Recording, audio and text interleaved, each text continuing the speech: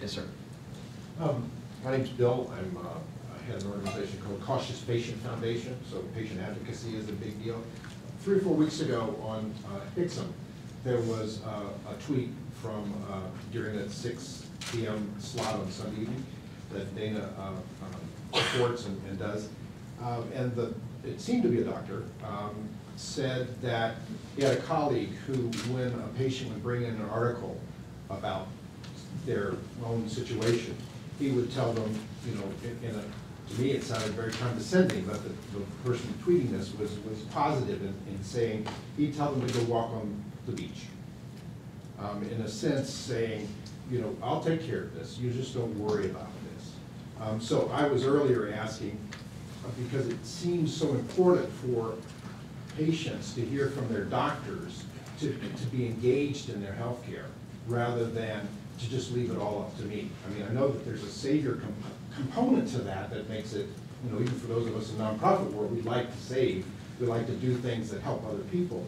But for patients, leaving your brain at the door is almost an automatic reflex in going into the doctor.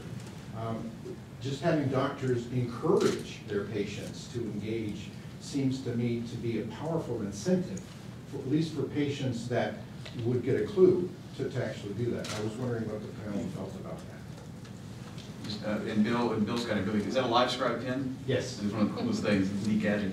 Bill, patient advocacy, and I'll turn that over to who feels. Yeah, I can talk about that.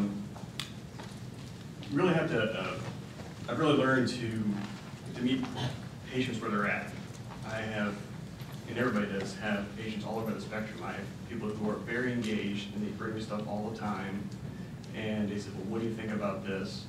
And on the other end of the scale, I have patients that say, you're the doctor, you know what's best, you know, do what you think is best. So it's really trying to find out where your patient is at there. Now, I do my part in trying to engage them and say, hey, you know, here's some good websites, you should try to read about this, read about it, come back, talk to me about it, and then we can have a dialogue about it. So it's really trying to find out where patients are at and how comfortable they are with the internet and social media.